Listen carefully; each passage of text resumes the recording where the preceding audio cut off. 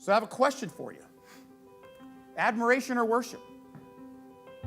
So you're impressed with Jesus? You admire him?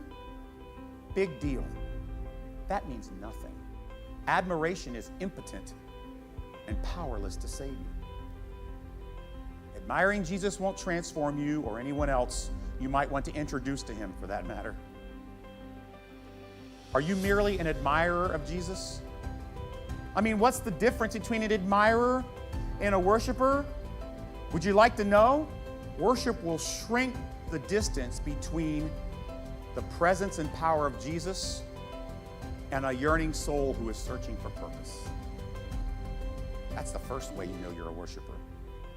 Worship inspires a courageous embrace of who Jesus says he is, no matter the consequences or the costs.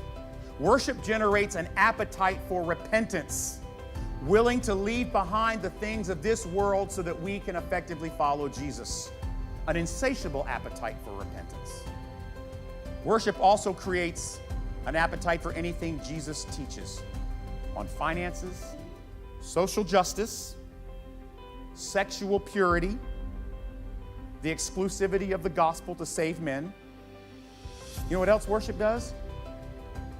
It emancipates us from the cancer, which is FOMO, the fear of missing out on the world's pleasures. Because we recognize as worshipers, not admirers, but as worshipers, he's the only thing that truly satisfies our soul. Now listen, worship doesn't mean perfection. Do you hear me? It doesn't mean you're perfect. But what it does mean is you are humble, you are sacrificial, and you are desiring consistent devotion to our full Jesus. See, a worshiper, get this is important.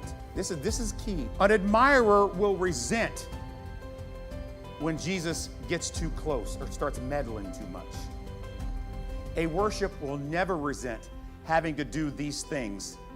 A worshiper will have an insatiable craving for these things.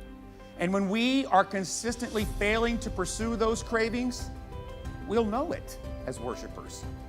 Man, I'm not connecting with my Jesus. Something ain't right. Because we will feel the emptiness. We will feel the patheticness of this life. We will feel unfulfilled. And we won't sometimes even be able to put a finger on it. We will feel like we are wandering. Admirers never wander. They just drift away. Worshipers feel disconnected when we wander. See, admiration of Jesus can't do any of this for you. So why do you want to waste your time just admiring Jesus? Well, that's silly, especially when you have the opportunity as a child of God to worship him.